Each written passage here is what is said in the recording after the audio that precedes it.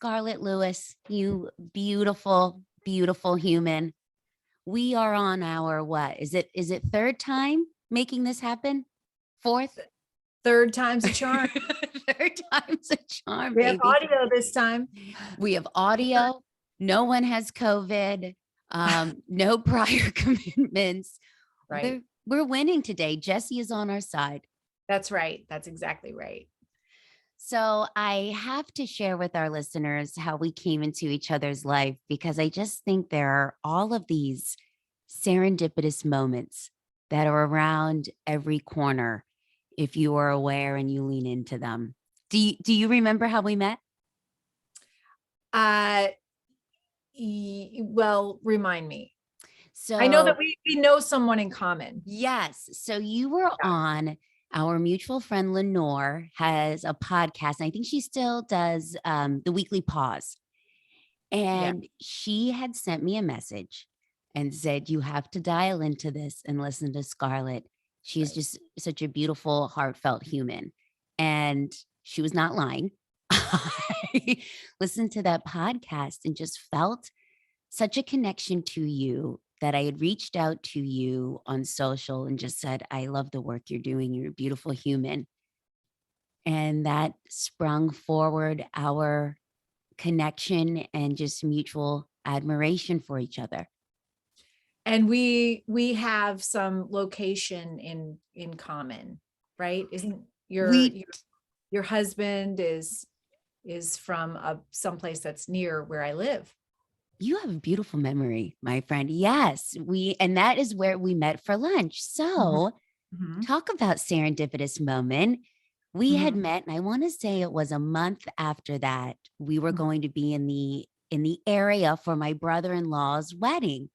Mm-hmm. And we had met for lunch. And I have to tell you, Michael and I both said this as we were leaving that amazing lunch together. Scarlett is just such a beautiful human with an amazing energy. Hmm. Have you always, like, looking back on your life, have you always had this sort of way of engaging people and drawing people to you and being able to make people just feel at home with you? I would say that maybe not so much until December 14th, until the tragedy that completely rocked my world. And I had to change around my priorities, and everything in my life changed. And so probably not so much until then. Yeah. So, Scarlett, why don't you take us through that journey? Because you, prior to December 14th, you were in the banking world doing, what was it? Bond trading and investment banking. You were working for the Waltons, which own Walmart. And then this That was tragedy. earlier on. Yes. But I've had some interesting jobs. That's for sure. Yeah. So walk us through this journey to where you are today and this movement and what brought you here and the path. Well, I say that, this chapter started literally on December 14th, 2012, when my 6-year-old son was murdered in his first grade classroom alongside 19 of his first grade classmates and 6 educators in one of the worst mass murders in US history. And, up until then, I was just a single mom with 2 boys and a little farm in Sandy Hook, and someone that just loved what she did. I worked every day, and then my kids came home from daycare and we spent every second together. I was as present as I could be with them. I loved being a mom. I loved reading to them at night and playing with them, and spending every moment I could with them. And of course, December 14th started just like any other day. And by 10 o'clock, my world had been shattered. Mm. although I didn't know it until that afternoon. But I took a different approach to things after that than maybe some others did. Um, I I watched how people reacted to that day, and there was a lot of anger. There was a lot of blame and finger pointing, um, and it really seemed like that event was very polarizing for our country. Mhm. So people went into two camps: anti-gun, pro-gun, and I I had to figure out, first of all, I knew that I couldn't go back to my life as it was, even though I would have loved to. And I couldn't even go back to the job that I was doing because I knew that what happened was 100% preventable. And I came home after finding out that Jesse was one of those that had been murdered. And I found a message that he had written on our kitchen chalkboard. He had written 3 words before he left: nurturing, healing, love. And I knew then that that was a message of comfort for his family and Mm. friends. It was almost like a spiritual awareness, maybe, that he knew that he wasn't going to be around very much longer.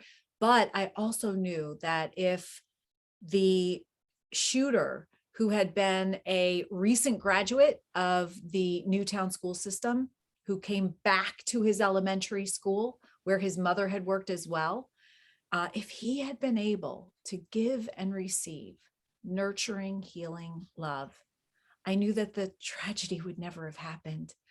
And I just couldn't believe how simple the solution was. But of course, simple isn't always easy. But I also knew that I didn't want to, I had to kind of try to figure out, well, how am I going to be part of the solution then? I can't go back to my job. I have to change everything. Oh, everything about my life has already changed for me. Um, and I have to make sure that no other parent feels the pain that I felt. And our children should not have to stand up to Mm. shooters as Jesse had to. The shooter had murdered his principal and guidance counselor right outside his first grade classroom door, and then came into Jesse's room. His gun ran out of bullets. So Jesse stood up to him, called to his friends, told them to run. And he is credited with saving 9 of his classmates' lives. Our children shouldn't have to be afraid for their lives in their classroom. They should never have to encounter that scenario. Our educators should not have to encounter that scenario. And now, unimaginably, we live in a country where that's in the back of everyone's mind. Mhm. And we know it's going to happen again. We don't know when or where or how, but when it does, we're not surprised. What is this? Our children and their safety, health, and well being have to be a priority. They're our future. And so I knew that I didn't want to live my life against something. In fact, I looked at all the things that we had been doing, and a lot of them were anti this, anti that, and they seem to be having the opposite effect. So I knew that I wanted to live my life for something. And I thought about Jesse's message of nurturing, healing, love. And I thought, I'm going to live my life for that, for love, and just spend every day for the rest of my life, all day long, spreading this message and being part of the solution. And then here we are 9 years later, and I do this um, gratefully, by the way, every day, all day long. Mm. I just think it's so interesting to hear your story on as you're in this horrific grieving process of a loss that's so unimaginable, how Mhm. you are drawn into this chalkboard and these 3 words, and how in your gut it must have just been almost like an inner knowing that this was your message of movement. Do you remember that time? Do you remember like seeing those words on the chalkboard and thinking, okay, Jesse, I know what I'm supposed to do? Oh, absolutely. Yes, I do. I do. You Yeah. know, I practice being present in my life. And I say the day that it started was the day that I realized I spent more waking hours at work during the week than I did with my kids as a single mom. So that was the day I came home. I unplugged our TV. I brought it and donated it to Goodwill the next day. And from there forward, the kids and I read together. We played together. We played board games. We are blessed with this little farm, and so we spent time outside and with the animals. And so, you know, it's easy being present, or easier. It's not easy, and it's a lot harder today than it was when I was with Yeah. Jesse. That was 9 years ago. Now everybody has their cell phone strapped to Oh them. gosh. When you're on your cell phone, you're not in the present moment. You're not living your own life, that's for sure. And so I practice being present. And of course, I continued that practice even on December 14th. And it helped me see these things, and it helped me choose my direction instead of being led. And it helped me be able to critically think about what a solution to the issues that we're facing can be. Doing the same thing over and over and expecting a different result is insanity. Yes.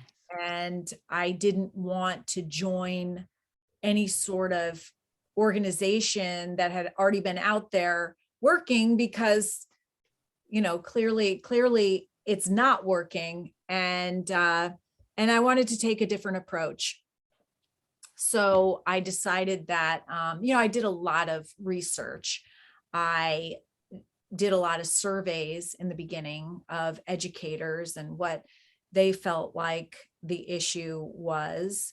And, just from that message that Jesse left of nurturing, healing, love, knowing that if the shooter had been able to give and receive nurturing, healing, love, the tragedy would never have happened. So I thought, how do I get this into schools? And so there's a type of programming. It's basically essential life skills that we're not born with. Amazingly, we're actually not born with the skills and tools and coping mechanisms that we need to face challenges and roadblocks and difficulty, all the way up to tragedy in our life, to be able to learn from it, grow through it, be strengthened by it. And the amazing thing is, we're all going to face difficulty. We all want to love and be loved. That is this immutable force that we all have in common as human beings. But we're also all going to feel pain. As much as we don't want our kids to feel pain, or ourselves, we are going to feel pain. And we have to fortify our children with the ability to do that. And if you look at, some of the kids who are turning to substance abuse, who are struggling with anxiety and mental illness, even school shooters and kids that become violent, they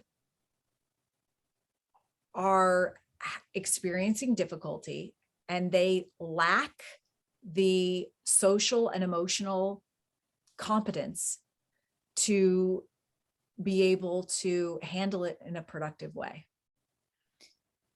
I was just having a conversation today with a friend of mine, and he was sharing with me having these difficult conversations with his stepchildren. And I had said, I grew up in a time, as I'm sure you did too, where we didn't talk about anything. You, as a family, that's, and it's all inherited, right? Our parents didn't know how to teach us because they didn't know. And I remember growing up that, listen, if you were dealing with something, you dealt with it in your room, and then you came back out when you were ready to join the family again. Right. We never touched the hard stuff. Mhm. And, as you're talking about schooling and infusing these really human things into our school programs, I think back to school, and sure, we were taught how to sew, and we were taught, proper English and pronouns and writings and history, but never the stuff that you really need as a human. That's right. Essential life skills like how to Yes. have healthy relationships and meaningful connection, how to identify, label, manage, and express emotions, how to make responsible decisions. Hmm. All of these things are so important, and we're not born with them. And so we assume that that parents are teaching their kids. And so schools are for academics and parents are for character. But I will tell you that if you're a parent that doesn't have these skills and tools, and I was learning all this for the first time, that you can't give to your kids what you don't have. And let's say best case scenario, you are a parent with fantastic social and emotional intelligence. You're teaching your kids everything. We know now that it has to be reinforced and practiced at school.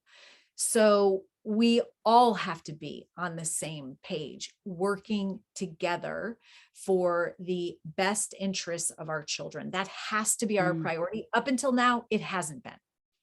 Scarlett, what would your advice be to someone in our community who's maybe a parent or knows a child who is struggling, but they don't know how to address it? There's no lack of communication. Like, where do they even begin? Because I think that's the biggest thing, right? Like, we don't know where to begin, and it's easier to just say, oh, they'll be all right.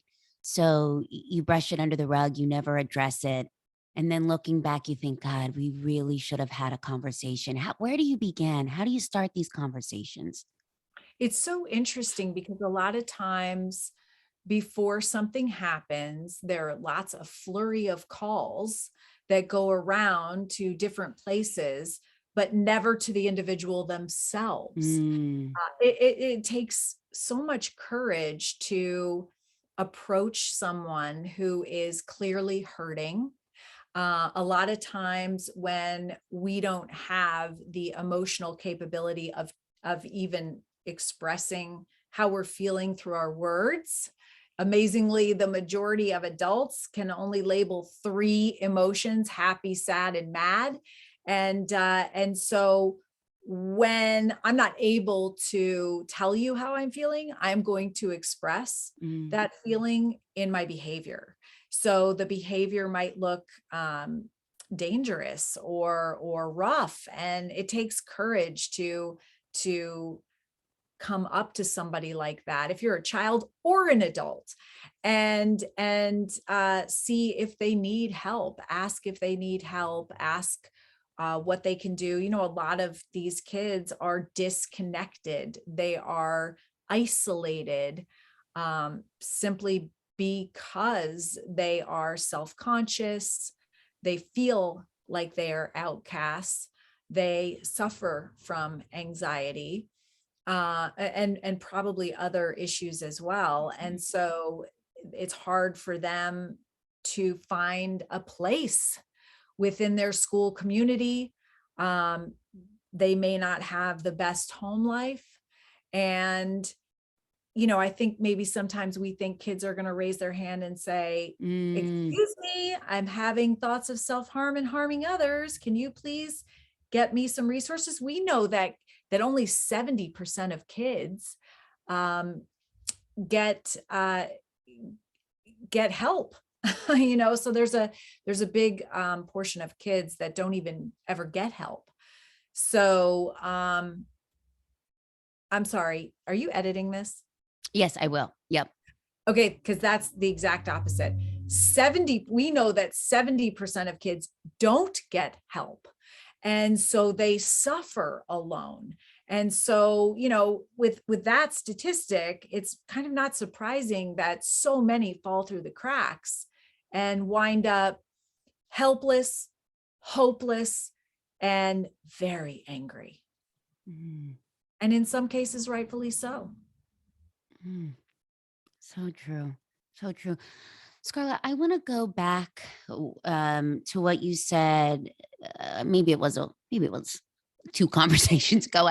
I love this about us, how we're able to ping pong. I think it's just such a great conversation. And In your book, Nurturing Healing Love, which those of us that aren't watching us on YouTube, I am going to link it in the show notes. It's just such an authentic, real, raw book of your story and your journey.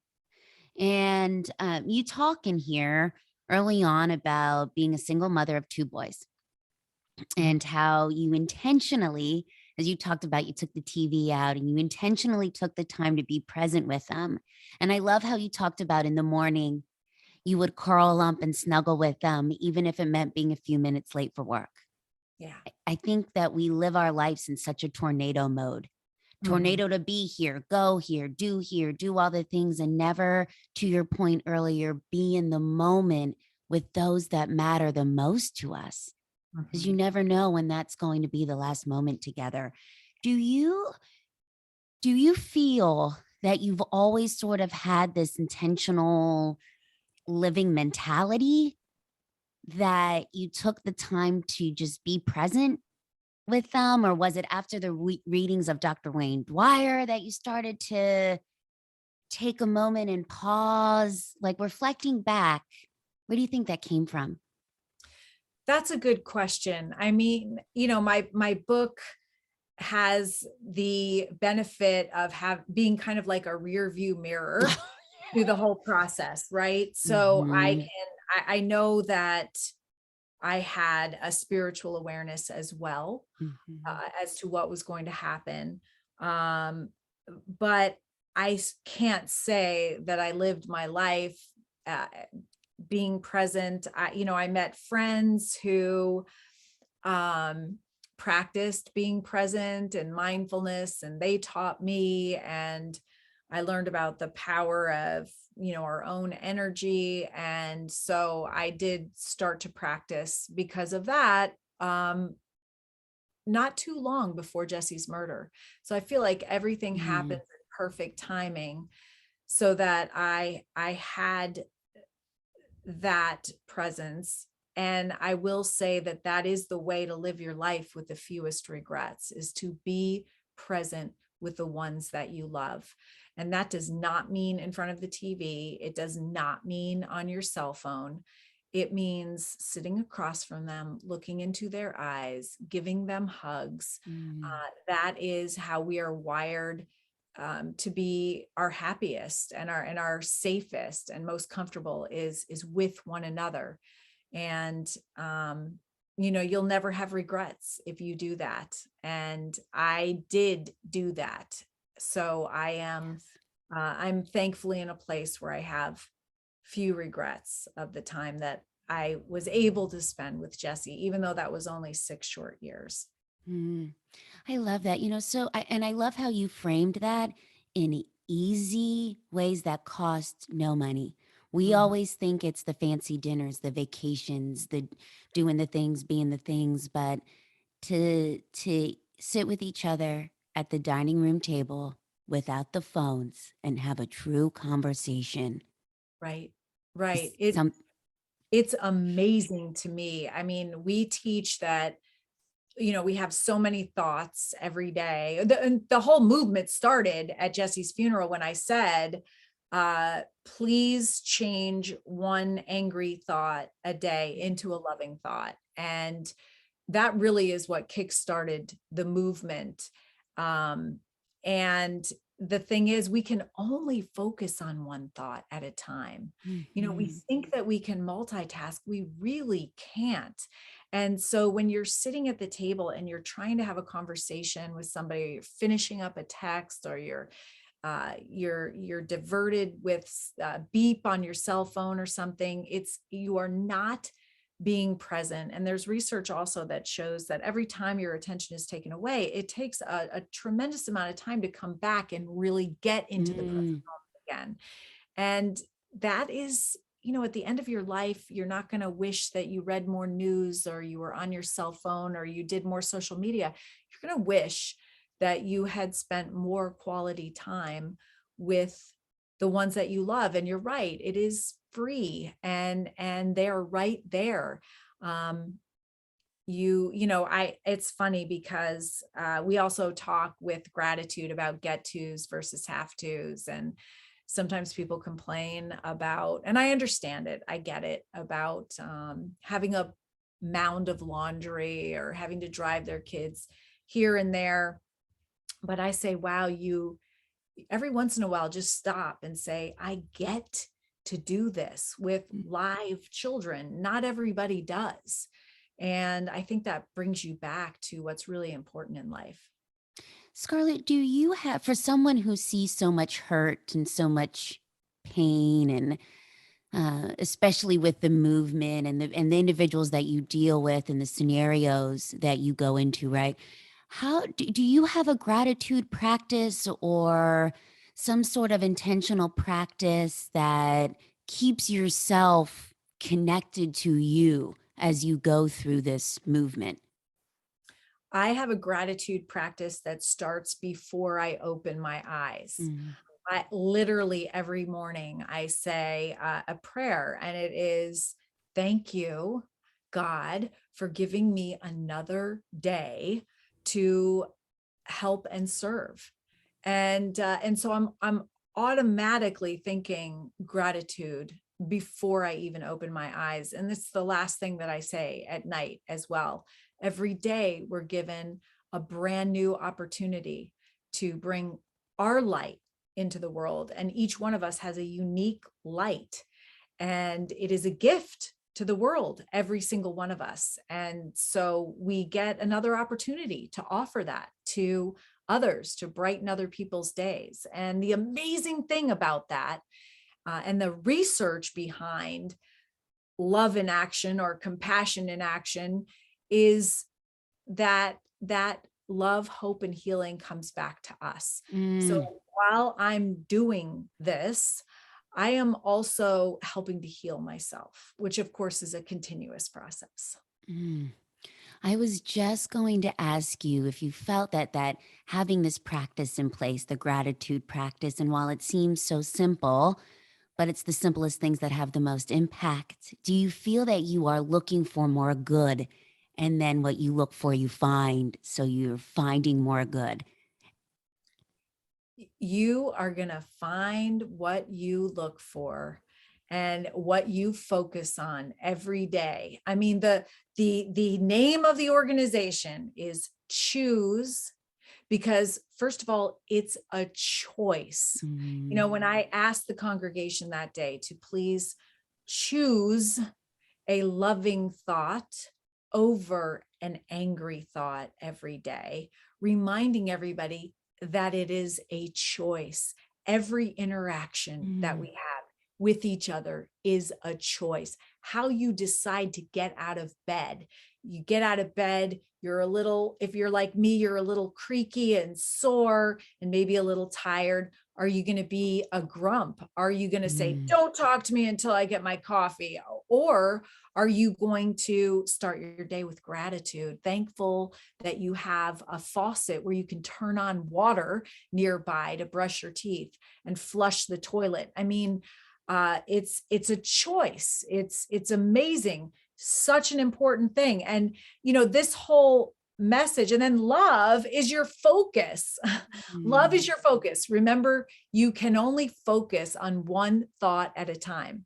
So you can only focus on love and gratitude and compassion and forgiveness, or resentment, frustration, anger, etc. So it's your choice what you choose to focus on. mm, And you know, gratitude, we use gratitude to help shift the focus of our lens, because things happen and I'm not always in this, you know, place. And, you know, but you can use gratitude, because we know we can only focus on one thought at a time. When I'm ready to shift away from that frustrated, resentful place that I find myself in sometimes, I can think of something that I'm grateful for, and that shifts the thoughts that I'm having. And our thoughts impact how we feel, which then impacts our behavior and how we show up for each other in our relationships. And so we come back to choose love, and choose love is different than a lot of the messaging that we're seeing in our world. Mm. You know, I love the yard signs that say hate has no place here, and they have different languages, and you just know what the messaging they're trying to say Say is. it. But the focus, the first word that you read is hate. And Mhm. then it's actually a double negative. Hate has no. Do you see the difference? This is choose love. Now, I understand what they're trying to say, but that messaging is led by our negative bias, our innate negative bias, where we focus on the negative, and our brains do that automatically to keep us safe.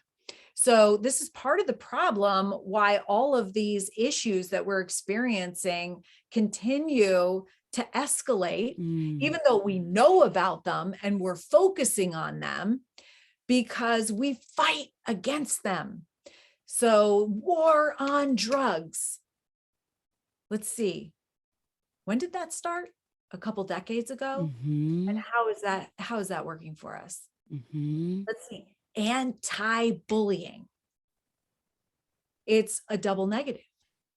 And it comes from a different type of thought pattern. It comes from our negative bias, whereas this choosing love is a thoughtful response. It's a response that is made in the present moment.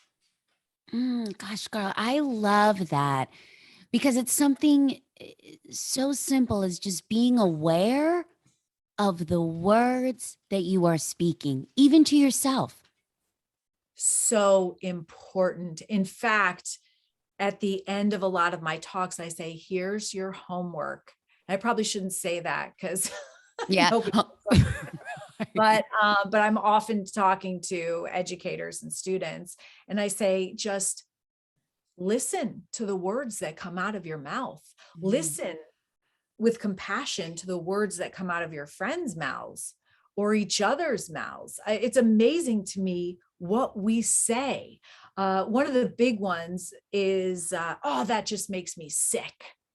Mm. I am so sick about it, right? Mhm. I mean, every thought that we have, we know this through neuroscience, impacts us on a cellular level. Mhm. So it impacts every cell in our body. So, in other words, every thought is either leading us towards languishing or leading us towards flourishing. Mm. So, when we know that our thoughts then become our words, it really makes us want to be mindful of where our focus is. So you have, people that say, "Oh, just shoot me." That's a particular non-favorite of mine. Yes, yes. Or, I'm so stupid. I'm such an idiot.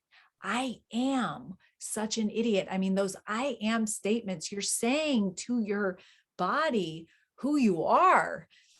You're making a declaration, and it is so negative. And so, what I encourage kids and us big kids to do is just gently remind each other. And I can't help myself from doing this now when I hear people saying, uh, "Oh, I could just kill myself," or something, I'll say, "Ooh, let's reword that.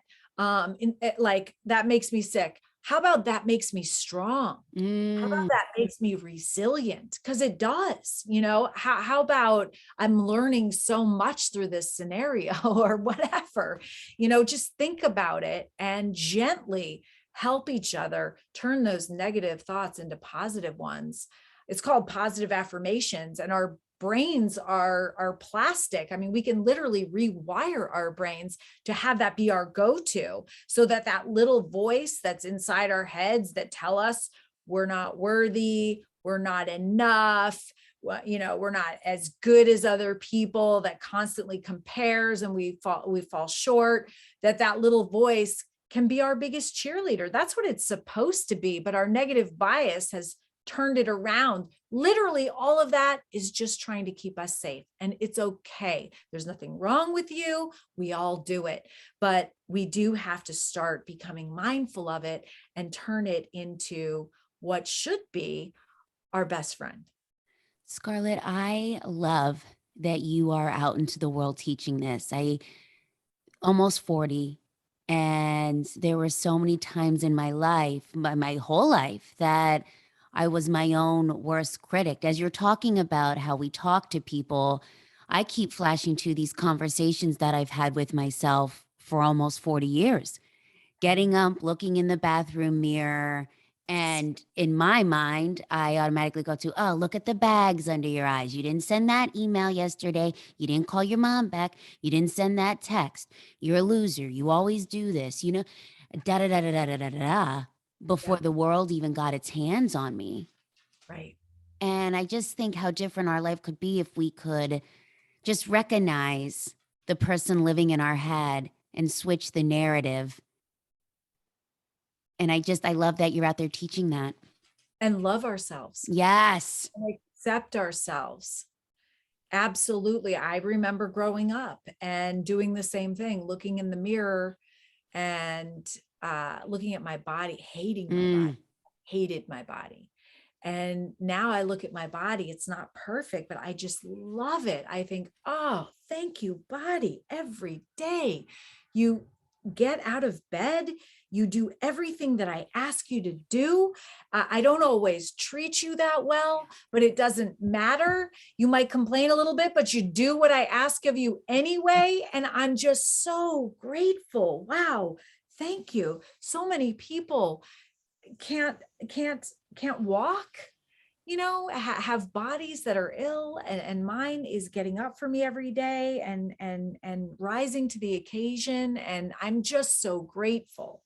I love that. Scarlett, for our listeners that have never practiced self love, don't even know where to start, where would you tell them? Is it just to be aware of the thoughts in your head? Maybe tell yourself something positive. Like what is one micro step that they could infuse today to turn around those negative thoughts in their head about themselves? I would start to be aware of the Hmm. thoughts and not criticize yourself for the thoughts, not judge yourself for the thoughts, because we all have them. I have them too. It's Yeah. just how our brains are wired, and that's okay. But be mindful of them.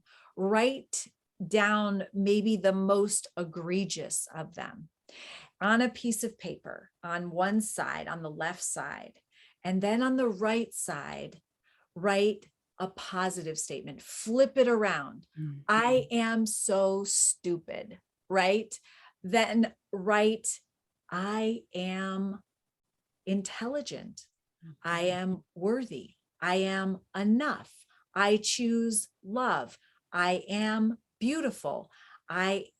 All of these I am statements, take the worst of the worst statements and then do a positive affirmation, turn it into a positive affirmation, and then hang them on your mirror. Mm. Practice saying them, rewire your brain so that when that negative statement comes up, replace it with a positive statement. Start rewiring the way that you feel about yourself. And then when you feel ready, look at yourself in the mirror. Look at yourself in the mirror. Look at yourself in the eye Mhm. and say, I love you. I love you. Love you. You are unique in the world. You are here for a purpose. You have a light that no one else can give. I don't care your circumstance. That is the truth. And love yourself for that. Be able to look into your eyes and say, I love you. I accept you. Thank you. I'm so grateful for you. Mm. Mm. I love that. I love putting it on the mirror too, because we so often think that it's a one and done. We do it once and then we think, well, that didn't change anything. So we go back to our old habits, and it's just all about the consistency. And I love to put it on the mirror. You see it every day, every day. It's a practice. It's a practice. Mhm. Here's what they don't tell you. They, whoever Mhm. whoever they is, Whoever they is. they don't tell you that in order to be happy, it takes work. Mm. You have to practice. In order to love yourself, you have to overcome your negative bias. And for some of us that grew up in families where we weren't told that we were loved, where maybe we were abused, maybe we were told we were worthless, it takes more work, but you can get there. And it's an ongoing practice. Like, even for those in your audiences that are saying, well, I know all this. I know all this. You may know all this, but do you practice it on a consistent basis every day, all day long? Because life is this absolutely beautiful thing that gives us an opportunity to practice what I call choosing love every day, all day long. Mm. I love that statement right there. Yes, you've heard it, you know it, but do you do it? Right, right. And sometimes we forget. I forget. Yes. And that's okay. That's okay. But that self-awareness piece is so important, that you are listening to yourself, that you value yourself enough to listen to what you're saying, and that you're mindful of it, and that you actively work to expand your awareness and yourself and your love for yourself. And once you can say, I truly love myself, I accept myself, then you can truly do that for someone else. Mm, mm. That's a tweetable moment right there. Hey, my friend, you've been busy. As we Yes, talked about before we started recording, you got a new book out. yes, I absolutely, from Sandy Hook to the World, How the Choose Love Movement Transforms Lives. yes. And February, I'm going to link it in the show notes too, so people can buy it. It's a beautifully, you just have such a way with words. I'm not surprised at all that you've been a reader your life. You have a way of making words pop off of a page and into your heart. Oh, I love that. Write that down as a review, please, on Oh, Amazon. yes. Sure will. And all the proceeds of those books go to the Choose Love movement and enable us to offer this teaching, this learning, these programs, we call them solutions, lifespan solutions, to the world at no cost. And I can't, so we are recording this on February 17th. February is annual Choose Love Awareness Month. It is. It absolutely is. So when you go to our website, which is chooselovemovement.org, what pops up is this toolkit that you can download. Oh gosh, especially parents, lots of really fun stuff to help you get started on your way of choosing love. And so we have programs for schools, homes, and communities, prenatal program, an infant toddler program. I really wish that I had known what I know now, Yeah. but something like this wasn't out there. It had to be created. And I'm thankful that I was able to do that. And I was thankful that I was directed to do this by Mhm. Jesse, by his message of nurturing, healing, love. Mhm. I love that. Scarlett, you mentioned the website, which we will link in the show notes, so people can just click right through that. If we want to find out more about you, stay connected to you and your work, how can we do that? Please go to that same website and sign up for our newsletter. We've got a fantastic newsletter. We have a daily dose of love that comes every single day into your mailbox. And it's an example of how schools, homes, and communities are choosing love somewhere in the world that has been shared with us every single day. There's an action item in there that can help in your practice. We have podcasts as well. We have a book club where we meet at the end of every month. There's so many ways to get involved, and of course we have been spread by word of mouth and referrals from the very beginning. We have not advertised. We haven't even reached out. It's been all that we can do with the need in the world to handle what has come to us. But even with that being said, our programming is now in over 10,000 schools across the country in every state and over 120 countries. Because of course it focuses on love, and love is what connects us all as human beings. We all have the want and need to love and be loved. And when we don't have love and connection and belonging, we suffer. Oh, you are such a beautiful human. And I love knowing you and loving you and being part of your tribe. And I thank you and I thank Jesse for giving you the courage and the narrative and the three words to Mm. drive this movement, nurturing, healing, love. Mhm. Absolutely. Before we go, Yes, why don't I share the formula with your please. audience? Because this is the basis of everything that we do. And it actually comes from nurturing, healing, love. Now, those three words are in the definition of compassion across all cultures. And when you break down the meaning of those words, it comprises a powerful and profound formula that can lead you to taking your personal power back in any situation, circumstance, or interaction, and choosing love in that situation. So the formula, which is behind me, for those of you who are watching, starts with courage. Courage is the most important character value. It's the one that underlies all the rest. And of course, I think about Jesse's courage every day Mm, and think, if a 6-year-old could do what he did, I can do what I'm doing, which is spreading his message. But the truth of the matter is we all have the capacity for that kind of courage. And I hopefully none of us will ever be in that situation, but I am talking about the courage that it takes to get up and put our best foot forward, to do the right thing, even if it's not the easy thing, to expand our friend group, to approach somebody who looks like they're hurting. All of these things take courage for sure. And then nurturing means loving kindness and gratitude. And I talked about how we can use gratitude to shift the focus of our lens and our thoughts. But it definitely takes courage to be grateful when things aren't going our way. mhm. And then, of course, it takes courage to practice forgiveness. And forgiveness is really the key to my freedom.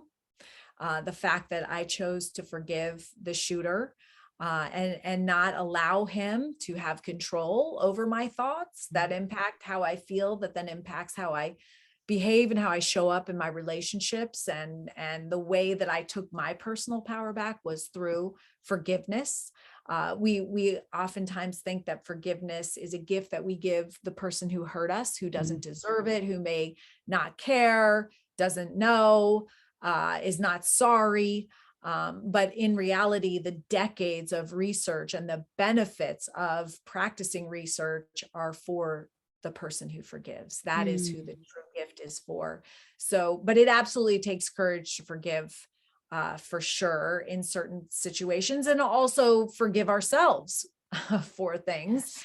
And then love is compassion in action. So compassion has two components. There's an identifying component, the identification of a need, and then the action, the courage to step outside of our own busyness and distraction to help someone in need. So when you've had the courage to practice gratitude, that literally neuroscientifically strengthens us to consider forgiveness and then help someone else, we have chosen love. And in doing that, we will make the world a safer, more peaceful and loving place, the world that we all want to live in, and the world that we all have to take responsibility for and step up for at this point.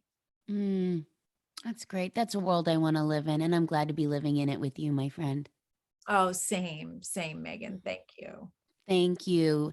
And y'all, I am going to link Scarlett's books here in the show notes. We're going to link the website. If you see this in February, please go and check out all of the great things they are doing for Choose Love Month. And there's also ways to get in touch with Scarlett if you want to bring this into your school or community or corporation.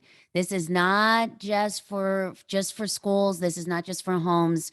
We need this in corporate America. Absolutely. Absolutely. Yeah. Yes. Thank you, my friend. Thank you so much.